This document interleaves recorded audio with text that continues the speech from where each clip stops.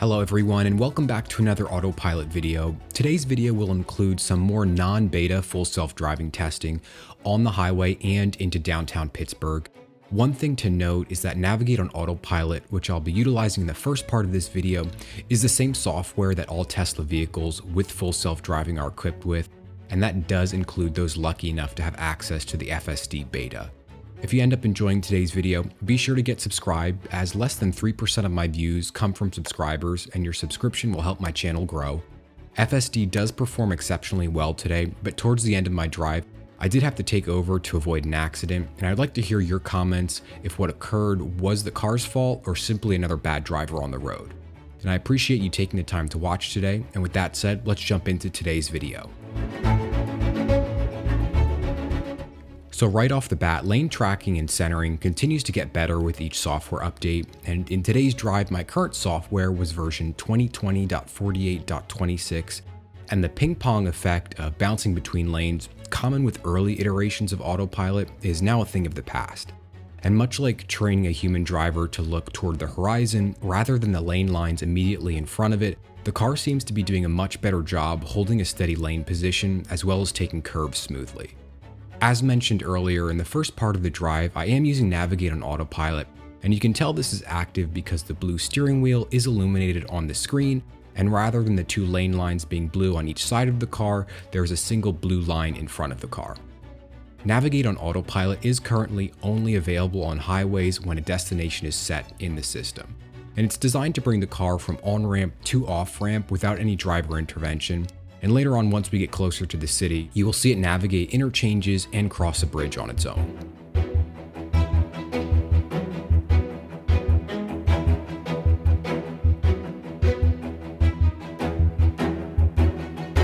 One of my big complaints about Navigate on Autopilot is lane changes. The car is excellent at identifying slower moving traffic ahead. In previous videos, after passing slower traffic, the car would arbitrarily hold its position in the passing lane or initiate a lane change back to the right lane too soon after passing. Today, there are some definitive improvements in this feature because on each occasion after passing slower traffic, the car moved out of the passing lane at an appropriate time. And another complaint that I've spoken about to a great extent in past videos is that auto lane change appears to not account for rapidly approaching traffic in the passing lane and will initiate a lane change while maintaining its speed. I didn't have any opportunities this time to see if this was improved in today's drive.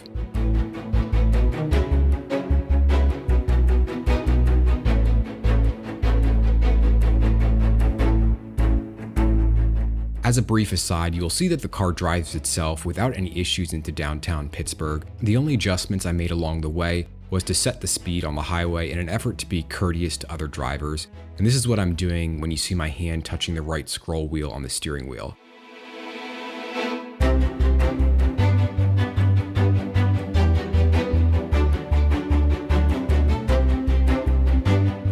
I also will initiate a lane change at this point when you see oncoming traffic joining the highway. The ramp they were on does open up into its own lane, but to err on the side of safety and drive defensively, I instinctively moved over. Had I not intervened, the car would have likely maintained its current position, which is by no means wrong.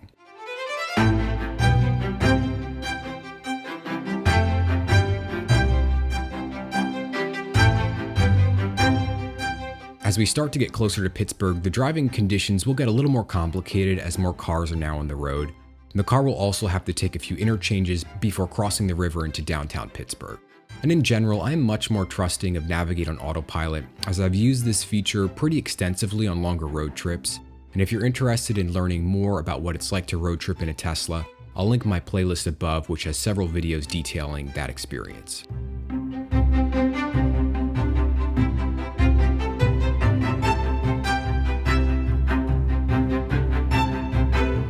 The Fort Duquesne Bridge is a notorious traffic jam as each individual lane leads to a different roadway, and there are usually cars merging across all four lanes, but today it was relatively tame, and my car did select the correct lane as it routed me towards Pittsburgh's Convention Center. And after progressing down the ramp, you'll see Navigate on Autopilot disengage and autosteer takes over, which is made evident by the two blue lane lines on each side of the car. And I'm less confident in autosteer's abilities, so when using this feature, I am typically more vigilant and ready to take over should the car make a mistake.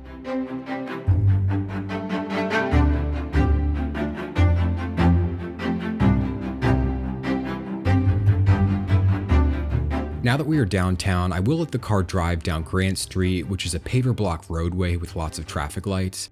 I will make the initial turn since the car is not running the FSD beta. It is still unable to make turns on city streets, and each time you see me push down on the driver's stalk, it's my signal to the car that it's safe to drive through the green light.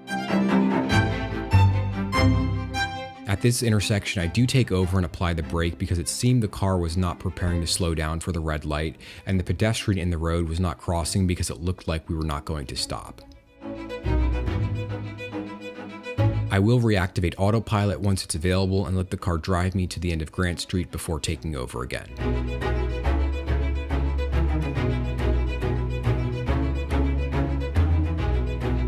Skipping ahead a little bit, you'll see autopilot unreactive to a potential accident. As we approach the Fort Pitt Bridge this time, I will reactivate autopilot. This bridge is another complex interchange with multiple lanes merging together with many potential exit points. And in this case, I need to maintain my current lane in order to take the Fort Pitt tunnel.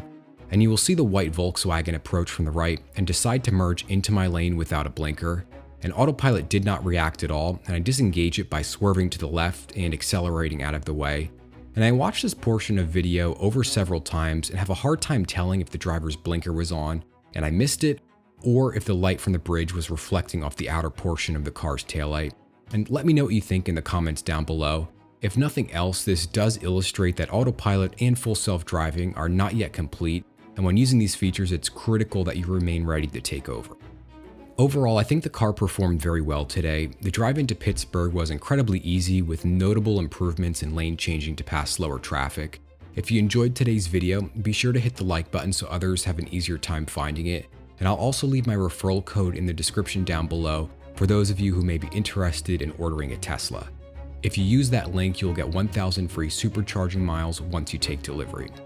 As always, I appreciate you taking the time to watch today, and I hope to see you back here in the next one.